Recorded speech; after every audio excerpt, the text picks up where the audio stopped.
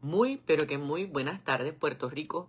¿Cómo están? Es su amiga, la licenciada Roxana Soto Aguilú, la abogada motorizada, tu senadora por acumulación del Partido Nuevo Progresista. Y en esta tribuna motorizada live, hoy domingo 25 de enero del 2026, vamos a estar conversando y vamos a estar quizás clarificando. ¿Ya nosotros pagamos impuestos federales? ¿Sí o no? Quisiera primero comenzar a exponer en carácter de antesala qué es Seguro Social y qué es el Medicaid. ¿Por qué? Porque va a ser parte de los temas que vamos a tocar el día de hoy. Para el año 1935, bajo la administración de Franklin Delano Roosevelt, se creó y se promulgó y se firmó la Ley de Seguro Social. Y desde el 1935, que este año se cumplen 91 años, es que en los Estados Unidos de Norteamérica existe el famoso beneficio de seguro social, porque eso no siempre estuvo. El Medicare y el Medicaid, ambas, fueron figuras creadas en el año, hace 61 años atrás, me parece que fue en 1965, bajo la presidencia de Lyndon B. Johnson. Lyndon B. Johnson aprueba una enmienda a la ley de seguro social y con eso es que se crea el Medicare. Y se firma la ley del Medicaid. El Medicaid es un programa que existe a nivel de los Estados Unidos desde hace 61 años. Y ese programa en particular es para dar cubierta médica a personas de escasos recursos económicos.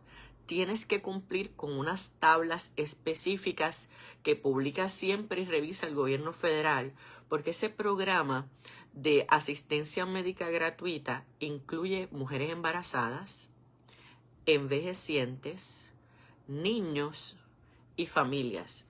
Pero para esa cubierta de salud no aplica a todo el mundo basado en los ingresos con los que subsiste la familia anualmente. ¿Y por qué si Roxana hoy está hablando de si pagamos impuestos o no a nivel federal ya, me está hablando de Seguro Social y Medicaid? Porque en la medida que vayamos desarrollando esta conversación, esos dos temas usted los va a estar escuchando con mucha frecuencia y yo quiero que usted sepa qué significa Seguro Social, desde cuándo existe, qué es Medicaid, desde cuándo existe, para qué existe, a quiénes ayuda. Y en el caso del Seguro Social no es otra cosa que el beneficio que te reconoce el gobierno federal. En la medida que tú vayas trabajando, tú vas cotizando, tú vas acumulando como si fuese una cuenta de ahorro. Se hacen unas aportaciones por parte de tu patrono que se tienen que erradicar y se tienen que contabilizar por parte del gobierno federal. ¿Para qué? Porque a ti se te lleva, al igual que a todos nosotros, se nos lleva un box score, se nos lleva un listado de cómo van nuestros trimestres de seguro social para que cuando nosotros lleguemos a cierta edad, dependiendo si somos hombre o mujer, o si nos ocurre una incapacidad durante el trayecto que estamos trabajando, pero hemos estado cotizando para el seguro social, vamos y hacemos la reclamación de incapacidad, que puede ser una incapacidad temporal, puede ser una incapacidad permanente para que recibas en carácter vitalicio mientras estés en vida el beneficio de seguro social, o que te digan, no te reconocemos el beneficio total, pero tú puedes entrar en un proceso de revisión administrativa, que creo que tienes 3 oportunidades para hacerlo, para que te reconozcan el beneficio. Explicado eso. Y vuelvo y les digo que el título de esta tribuna motorizada de este domingo en vivo es ¿ya pagamos o no pagamos impuestos a nivel federal? Pues bueno. Lo primero que quiero decirles a ustedes es que este 2 de julio del 2026, la nación norteamericana cumple su aniversario de 250 años de fundación. Y me vas a decir, Roxana, es que es el 4 de julio. Y te tengo que decir, no, es el día 2. Porque el día 2 fue que el Parlamento británico votó a favor de reconocerle la independencia a los Estados Unidos. Y el día 4 de julio fue que se firmó la Declaración de Independencia. pero el reconocimiento de independencia por votación se hizo el día 2 de julio. Así que durante todos estos meses ustedes me estarán escuchando a mí con diferentes historias históricas, análisis, contrastes que tienen que ver con los 250 aniversarios de la nación americana. Porque todos ya ustedes saben que soy estadista, así que lo celebro con alegría de que ellos estén celebrando sus 250 años. De ahí, ¿por qué es importante hablar del tema de impuestos? Porque para que exista la coexistencia del gobierno federal con el gobierno estatal de cualquier estado, tiene que existir un andamiaje administrativo que le vamos a llamar el gobierno federal. Fíjense en cómo se lo estoy explicando. Para que exista y coexista el funcionamiento de la nación, que son los 50 estados con sus territorios, tiene que haber una estructura administrativa gubernamental que se llama el gobierno federal, y a la vez vamos a tener la estructura gubernamental de los estados. Cada estado tiene su propia configuración administrativa de gobierno. ¿Cómo surgen entonces los impuestos? Pues lo primero que teníamos que preguntarnos es ¿qué es un impuesto? Un impuesto no es otra cosa que una carga económica que se le conoce como la aportación involuntaria o el sacrificio involuntario metálico que hace el ciudadano hacia el gobierno. ¿Cuándo es que le corresponde al ciudadano pagar un impuesto? En muchas ocasiones puede ser por disposición de ley, como por ejemplo te estoy hablando para el Medicaid y te estoy hablando para el Seguro Social, que ya mismo te lo voy a explicar cómo funciona. O también cuando hacemos un acto de consumismo. Voy y compro un producto, voy y compro un servicio.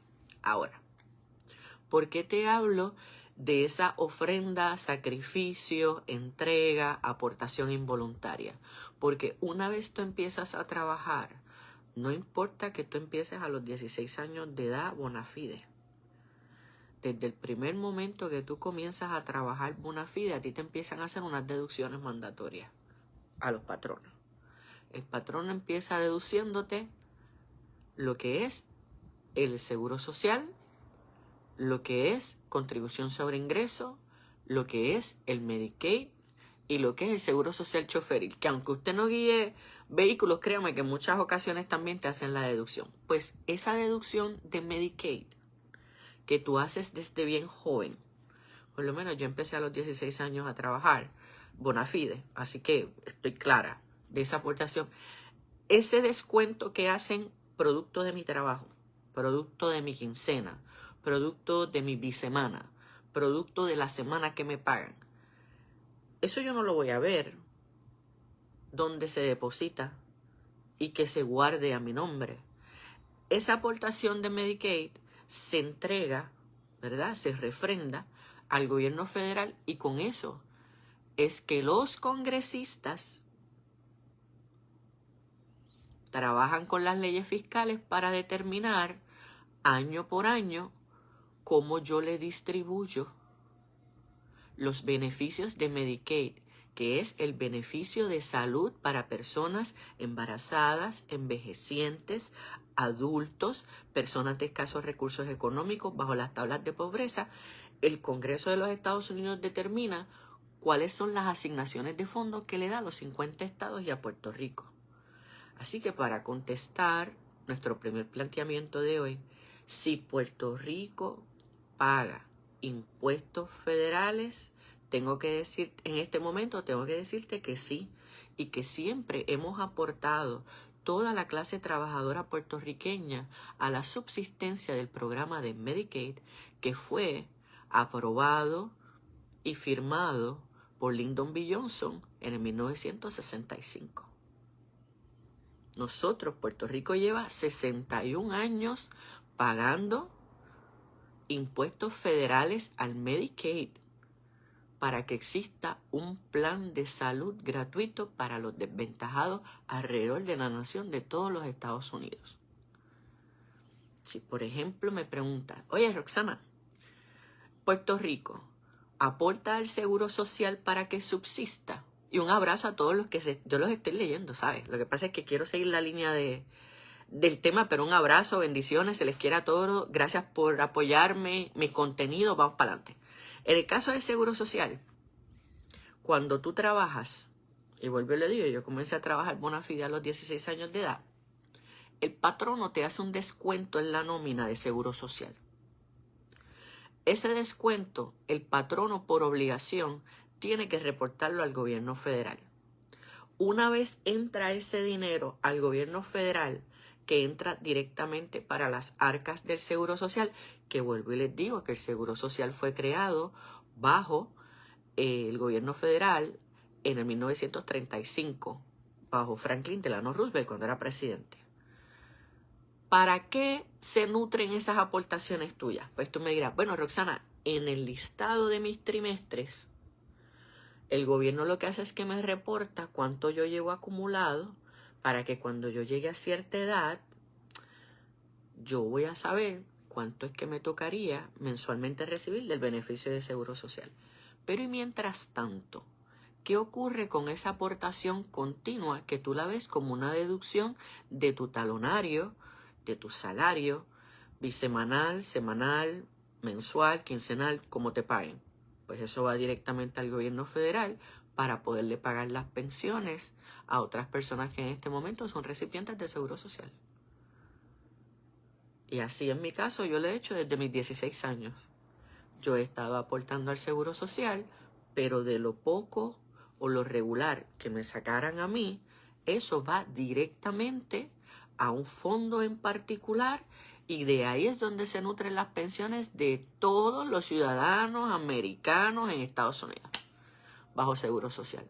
Así que si usted se cuestiona, en este momento yo aporto o en el pasado yo he aportado en mi vida a impuestos federales, te tengo que decir que sí, porque bajo la definición de lo que se reconoce que es un impuesto, el Seguro Social se descuenta por disposición de ley y es un impuesto mandatorio, y el Medicaid también por disposición de ley desde 1965 es un descuento mandatorio, es un impuesto. Así que sí, nosotros pagamos, pero vamos más allá.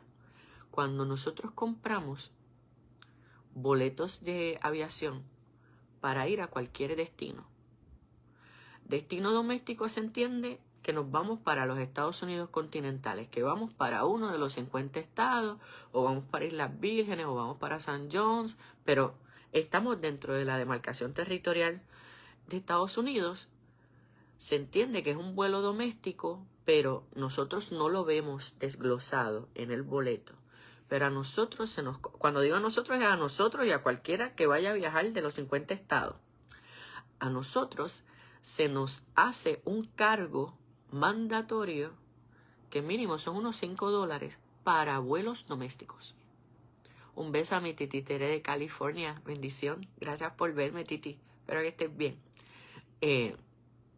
Así que desde ese punto de vista, si eres viajero doméstico, en el vuelo, ¿verdad? En el boleto, en el cargo del boleto, te cargan un impuesto que más o menos, vuelvo y le digo, está fluctuando como entre $5, $4 o $5, y ese impuesto va directamente a la Administración de Aviación Federal de los Estados Unidos. Y con eso se contribuye a aportar lo que es el tráfico aéreo, la tecnología, salarios, el establecimiento de aeropuertos, como por ejemplo. Así que si usted pregunta si aquí en Puerto Rico nosotros contribuimos en impuestos federales, tengo que decirle que sí. Otro ejemplo de impuestos que quiero darte en el día de hoy sobre impuestos federales que pagamos tienen que ver con las telecomunicaciones. Mamá, bendición, que también mi mamita, bendición. Volviendo a la línea de las telecomunicaciones. Las telecomunicaciones, ustedes saben que son reguladas por el gobierno federal, por la Federal Commission of Communication, la FCC, que no es una criatura de los estados, que no es una criatura administrativa o agencia de Puerto Rico, sino que es una criatura a nivel federal. La FCC es la que determina permisología, la que regula, la que tiene el campo ocupado sobre el nivel de las ondas que tienen que transmitirse en capacidad para las telecomunicaciones. Pues cada vez que se establece una compañía de telecomunicaciones en carácter inalámbrico, una compañía de telecomunicaciones que hace el despliegue de cablería para hacer conexiones como, por ejemplo, para no ponerme técnica, ustedes saben los programas de banda ancha que se prometieron para las zonas rurales, que eso vino también bajo lo que fue la ley de los fondos ARPA. ¿Se acuerdan? O cuando dicen vamos a estar dando unos incentivos para incrementar la velocidad de la transmisión de las telecomunicaciones. Pues yo quiero que ustedes sepan que cada vez que ellos se establecen, también se le impone al consumidor, que ustedes no lo ven en la factura, pero está ahí. Hay un impuesto mandatorio porque todos esos impuestos que se pagan, que están dentro de lo que es la tarifa de los servicios de telecomunicaciones, son los que nutren la agencia, las licencias, los permisos, las oportunidades de inspección y operación para todo lo que tiene que ver con telecomunicaciones alrededor de todos los Estados Unidos, incluyendo los estados. ¿Usted y yo pagamos eso? Pues sí, porque aquí en Puerto Rico nosotros tenemos varias entidades que son destinadas a telecomunicaciones. Así que para ellos conseguir la licencia que pagan, para ellos establecer la mecánica humana, la mecánica de materiales, para desarrollar líneas de telecomunicaciones en Puerto Rico, los consumidores de Puerto Rico sí pagamos un impuesto, que es un impuesto fijo. No es un impuesto del gobierno de Puerto Rico, es un impuesto fijo que se da estrictamente para la administración de telecomunicaciones a nivel del gobierno de los Estados Unidos. Eso también es un impuesto. Otro ejemplo que te puedo dar. Bajo nuestra condición colonial, pues usted sabe muy bien que luego de que a Puerto Rico España se lo da como botín de guerra a Estados Unidos, vienen las firmas de diferentes disposiciones de leyes, que entre ellas vino las leyes de cabotaje, que te dicen, mira, si tú vas a traer productos originados fuera de territorio norteamericano, tienen que entrar a Puerto Rico en navíos con flota americana, construidos en Estados Unidos, y tienen que tener bandera americana, ejemplo. Y si no, eso violenta leyes mercantiles. Hay muchos productos que vienen producidos fuera de territorio norteamericano que nosotros consumimos, entre ellos vegetales, para darles algunos ejemplos. Para que pueda entrar a territorio americano, como somos nosotros, ese producto, ese barco, esa carga, tiene que pagar unos impuestos especiales al gobierno de los Estados Unidos para poder llegar a Puerto Rico. Así que sí, cuando nosotros estamos pagando en la caja el producto, cuando el dueño de la compañía de los camiones de remolque que está esperando afuera de los puertos para recoger vagones, el dueño que pagó porque llegara esa mercancía de esa línea de conglomerados de alimentos de Puerto Rico que vende productos, que dijo, pues yo necesito tantos vagones de guineos, por ejemplo.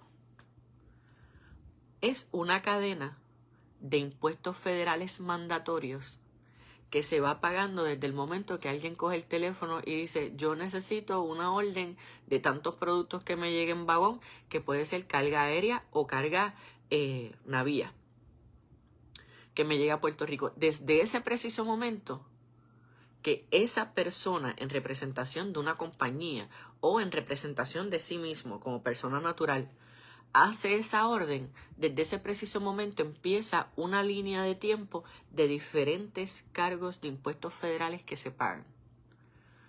Lo paga el comerciante, lo paga puertos, lo paga el dueño de la flota de camiones con los arrastres que están esperando, lo paga el chofer que está esperando, porque a él le van a hacer unos descuentos que también van en carácter involuntario, que ya yo se los expliqué.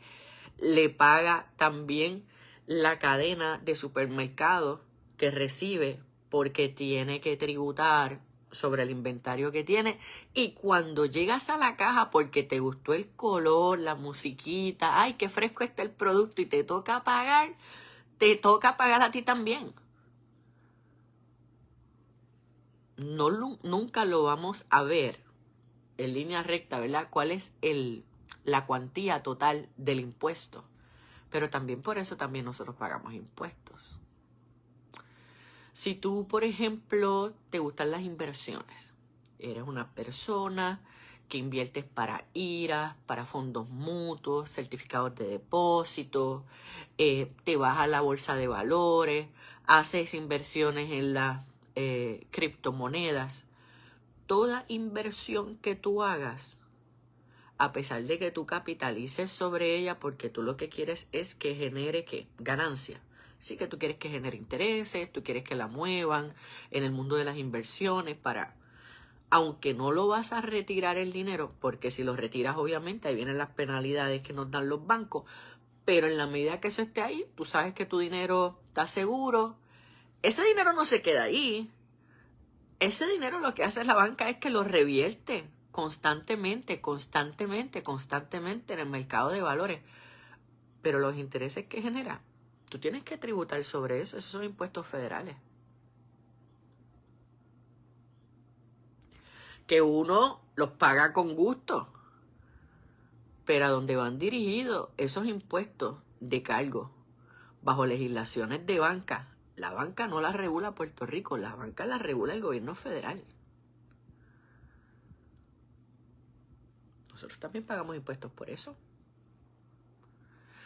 Así que a veces, otro ejemplo que te puedo dar, cuando se hacen las divisiones de los caudales relictos, que ese es cuando alguien fallece y deja diferentes tipos de bienes, que pueden ser bienes materiales, pero pueden ser bienes abstractos que tú no los veas, como por ejemplo una regalía musical, eso no es tangible, es un bien abstracto, y dejas una casa. Pero vamos a hablar de los músicos, por ejemplo, o de las patentes científicas o educativas.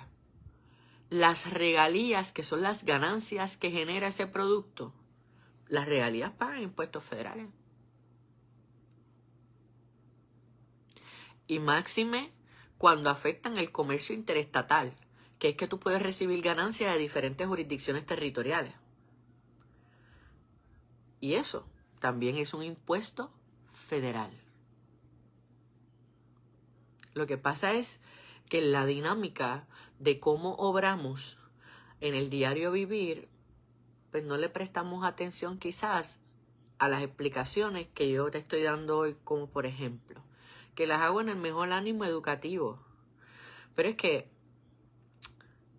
en muchas ocasiones yo veo las redes sociales, que ya yo llevo como 20 años en las redes sociales.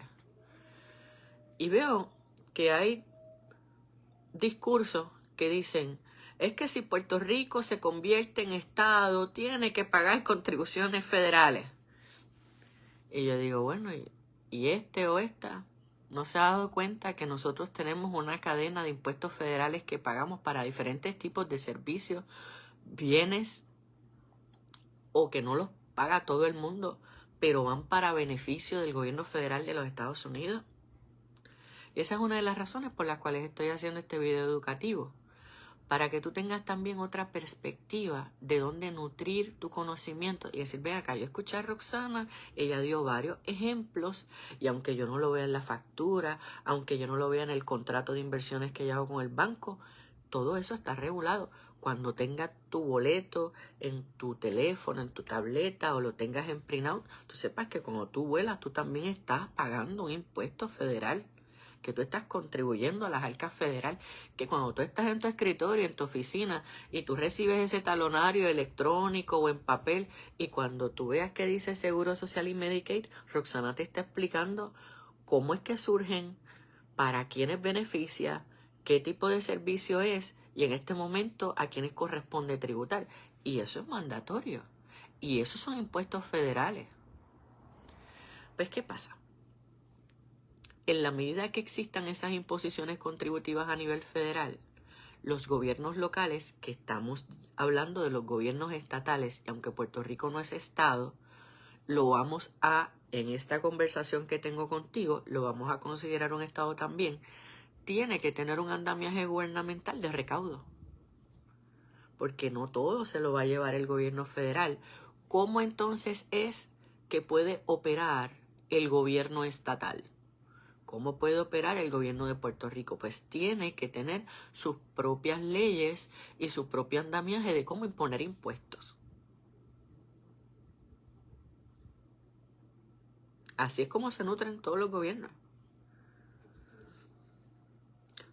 Nosotros para eso tenemos el Código de Rentas Internas.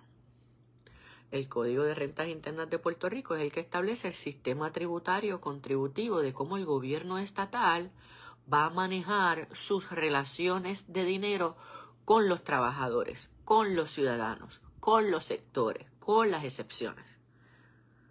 Y así el gobierno anualmente, por disposición constitucional, viene obligado a anunciar un presupuesto. Que ese presupuesto siempre tiene que corresponder y atender, dar las operaciones de continuidad del gobierno estatal. Pero entonces tenemos otra estructura, que es la estructura de los municipios. Los municipios, desde el 1991, que fue cuando se promulgó la ley de municipios autónomos, antes no se reconocían por disposición de ley que los 78 municipios de Puerto Rico fuesen autónomos. ¿Cuál es la función de la autonomía municipal a nivel contributivo? La función de la autonomía municipal a nivel contributivo es que ese municipio, por lo que recauda de sus residentes, por lo que recauda de las empresas que están ubicadas en sus terrenos municipales, puede operar los servicios básicos que la ley obliga a los municipios a administrarle a la gente. Eso es lo que es un municipio autónomo. No voy a entrar en materia de discusión con ninguno de ustedes. Si usted, dependiendo del municipio de donde usted sea, usted entiende que su municipio es autónomo o no. Pero ¿qué pasa? Luego del 1991, cuando se aprobó esa ley, en el año 2020 se derogó, cuando se aprobó entonces el Código Municipal de Puerto Rico, que es la Ley 107 del 2020, que ya no existe la Ley de Municipios Autónomos, sino que el propio Código Municipal del 2020 te reconoce que los municipios son autónomos, pero el nombre de municipio autónomo es: soy autónomo porque dentro de las actividades comerciales y de impuestos que yo practico en mi municipio, yo puedo cubrir la totalidad de los servicios que le tengo que dar a mis constituyentes. ¿Cómo cuáles? ¿Cuáles son los básicos? El recogido de basura es uno. Tener iluminadas y asfaltadas las calles que son designadas como calles municipales. Tener unas facilidades médicas municipales disponibles para mis constituyentes. Tener un sistema de transporte público que le puedes poner el nombre que tú quieras, pero es el transporte público municipal, que te lo puede hacer por tren, te lo puede hacer por guagua, te lo puede hacer por ama, como tú desees. Tengo que tener una oficina de ayuda al ciudadano donde quizás yo pueda darle unos subsidios de emergencia a unas personas en particular de mis constituyentes cuando vayan a buscar ayuda. Te reconozco el que tengas un cuerpo policíaco. De ahí es donde nacen las policías municipales, que yo tengo que mantener equipo, personas, adiestramiento. Debo tener un programa de reciclaje. Garantizar que en mis comunidades yo implemento el programa de reciclaje para ayudar al medio ambiente por disposición de ley. Por eso les digo que el asunto sobre la autonomía, no voy a entrar con ustedes cuando me escriben, es que mi municipio, no. Yo lo que te digo es lo que dice la ley. Ese es el supuesto, el principio básico, ¿no? Perdón. Pues nosotros aquí en Puerto Rico, al igual que los estados, tenemos la situación de que tenemos diferentes estructuras gubernamentales a quienes le tenemos que responder. Le tenemos que responder al gobierno federal, le tenemos que responder al gobierno estatal. Como contribuyentes, le tenemos que responder a los municipios. De ahí es donde vienen las patentes. De ahí es donde viene también, por ejemplo, la contribución que se paga al CRIM. Y dependiendo del municipio donde tú te encuentres, el porciento varía. Hay unos municipios que su tasa contributiva es bien baja, hay otros municipios que su tasa contributiva es más alta. Y con esto te puedo dar un ejemplo entre Juncos y Sidra, para darte un ejemplo. Pero eso tiene que ver mucho también con la actividad económica. Eso tiene que ver también con la valoración de los terrenos. Pero yo les voy a hablar de eso en otro video. Sí, se los prometo. Se los prometo. Pero volviendo al tema contributivo, lo que quiero que ustedes sepan es que tenemos 3 escalones. El escalón federal, el escalón estatal y el escalón municipal. En esa medida, el mismo contribuyente, el mismo bolsillo, destina ayuda para nutrir los 3 escalones. Puerto Rico lo ha hecho siempre. Y no somos Estado.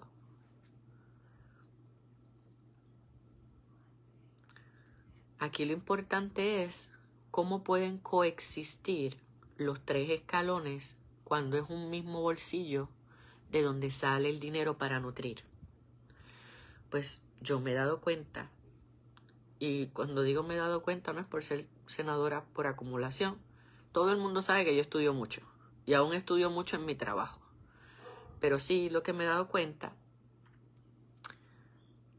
es que hay disparidad de armonía entre algunos municipios para captar con el gobierno central más lo que hay que pagar con el gobierno federal desde tu bolsillo. Porque, vuelvo y digo, bajo el reconocimiento de... ¡Bombón! ¡Estoy en vivo! Dame un momentito. Señor, ya voy ahora. Pues la cuestión que lo que les quiero decir es, mientras no haya uniformidad en un sistema contributivo entrelazado, municipio, gobierno central, gobierno federal, es bien difícil que el contribuyente pueda sentir que no está ahogado. ¿Ok? Pero el diseño está. Lo que hay es que hacer ajustes. Y vuelvo y les digo, todos los municipios se presumen autónomos. Todos los municipios tienen su propia base de captación. Pero esas mismas personas que le pagan al municipio son los que le pagan al gobierno central, son los que le pagan al gobierno federal. Así que quiero dejarte con lo siguiente. El Congreso de los Estados Unidos en el 1929, por disposición de ley, creó lo que se llama el Comité de Taxación. The Joint Taxation Committee. Ese comité, que hay unos delegados que son de el Senado Federal, hay unos delegados que son de la Cámara de Representantes Federal.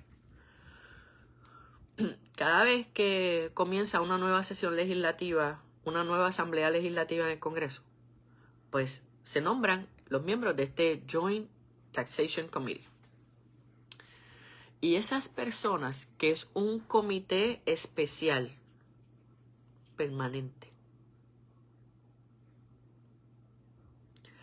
es el comité encargado de trabajar con la redacción, la modificación, la evaluación, la cuantificación de la efectividad de todas las legislaciones de impacto fiscal o de carácter fiscal que aplica el gobierno federal de los Estados Unidos a los estados y a sus territorios.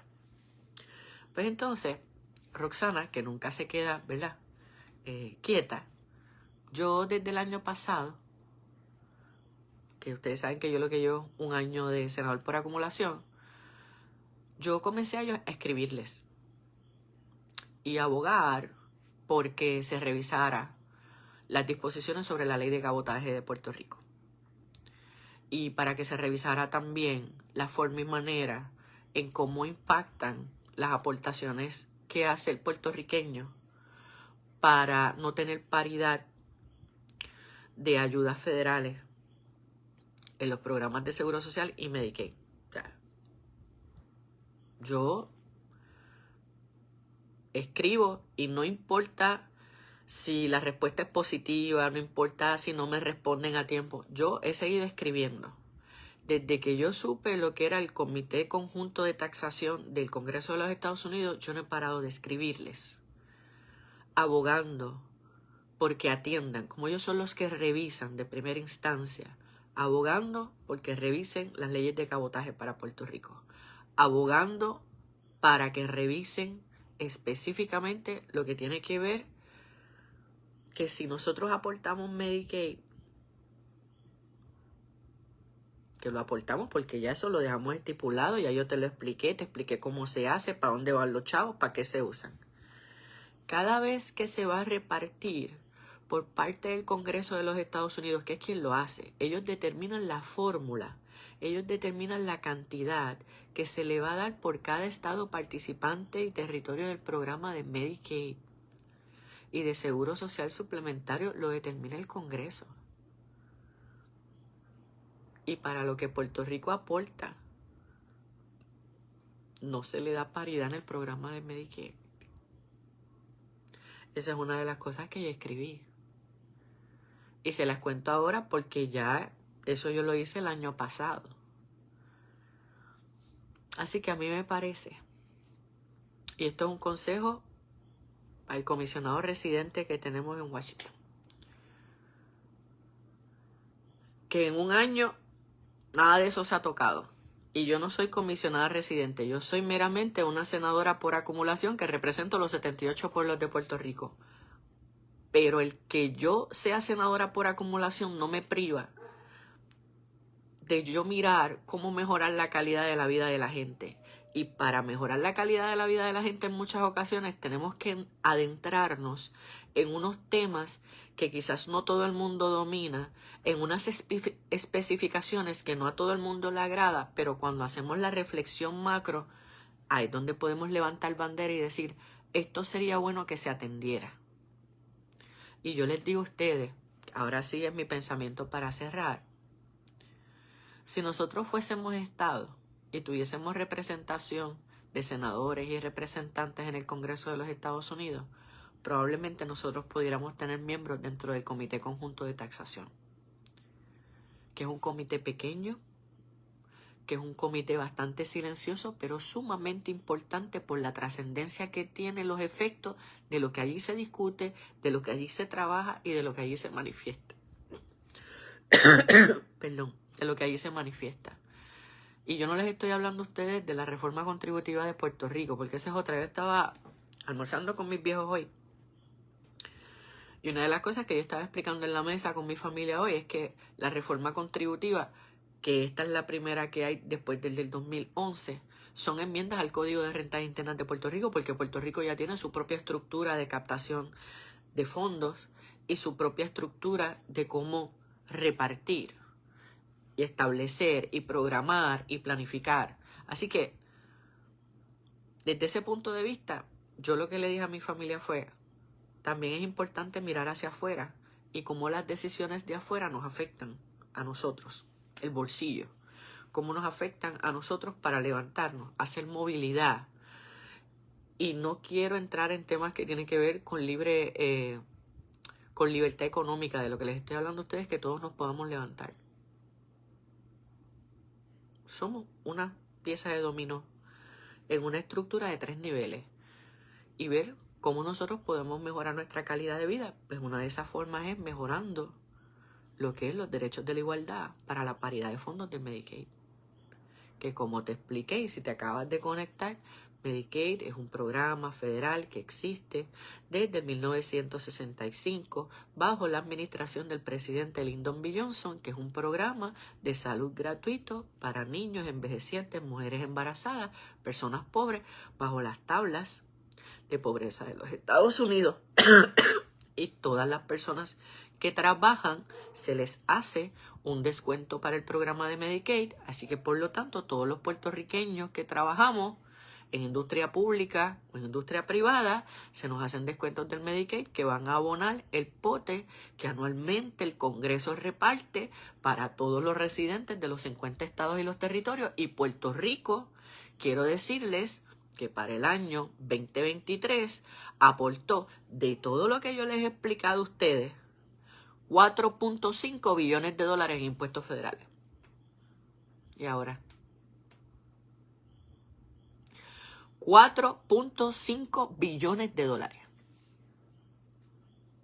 Lo que pasa es que en la cadena de actividades diarias del puertorriqueño no lo vemos, perdón, no lo conocemos o no nos damos cuenta, pero sí pagamos. Que puedes encontrarte con personas que digan, sí, pero es que ustedes no pagan contribuciones federales al mismo nivel de otros estados. Tienes toda razón, pero hoy yo quiero comenzar con el pinino básico de lo que era un impuesto, de lo que es un impuesto federal, de dónde nace, para qué se usa, cómo se nos descuenta, para dónde es que se dirige. Y la realidad es que Puerto Rico sí paga impuestos federales todos los días.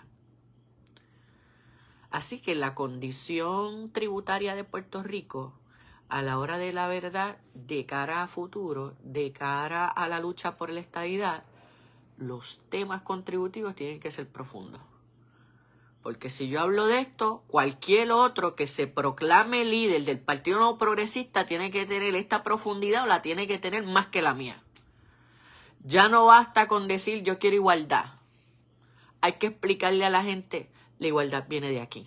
Te sacan de este bolsillo aquí. Esto va para acá. Porque la gente necesita saber. Porque información y educación es poder. Y es poder para que tomes la mejor decisión. De eso es lo que estoy hablando. Y la mejor decisión es que cuando tú vayas a hablar con alguien, te sientas equipado o te sientas equipada. Cuando tú vayas a tomar una decisión, no, yo estoy tomando una decisión informada. Yo estoy consciente y puedes corroborar toda la información que he dicho. O sea, yo te la digo de memoria porque, bueno, así soy ya a estas alturas de mi vida. Pero todo lo que te he dicho son puntos corroborables que lo puedes conseguir tú mismo. Así que mañana hay sesión a la 1 de la tarde en el Senado de Puerto Rico. 2, te deseo un extraordinario domingo. 3, leeré los comentarios completos cuando termine el video. 4, comparte este video con tus amistades y tus conocidos, porque el tema de contribuciones es importante desde diferentes perspectivas, ¿no? Y no menos importante que sepan que ya tengo canal de YouTube, se llama Senadora Roxana Soto Aguilú. Ahí también estoy compartiendo mis contenidos digitales. Si por alguna razón no puedes entrar en Facebook, Instagram o TikTok, puedes entrar también a mi canal de YouTube y puedes suscribirte allí para que puedas dejarme saber qué tal te parece. Damas y caballeros, mi nombre es la licenciada Roxana Soto Aguilú, mejor conocida como la abogada motorizada. Porque soy la senadora por acumulación de todos los puertorriqueños y pertenezco al Partido Nuevo Progresista. Así que felicidades a la nación norteamericana por sus 250 años de fundación. Número 2, qué bueno que podemos ir profundizando los temas que tienen que ver sobre estadidad, Estado, territorio, entrar en materia contributiva y navegamos sin ningún problema. Pero a la hora de la verdad, mi función es poder educar al pueblo. Se les quiere muchísimo. Déjame en los comentarios de qué pueblo, ciudad o estado me estás viendo, si te agradó el contenido de este video del día de hoy y que tengas una excelente semana, que hoy domingo es que comienzan la semana. Así que te deseo para mañana un hermoso día. ¿Está bien? Y gracias a todas las personas que siguen orando por mí, que me siguen echando la bendición, que me dan la sonrisa en la calle. Gracias. Porque el tiempo sana todas las heridas, pero el tiempo siempre demuestra a la larga quién uno es. Así que se les quiere mucho. Excelente día. Bendiciones a ti, Tere, y a mami. Se les quiere. Hasta la próxima.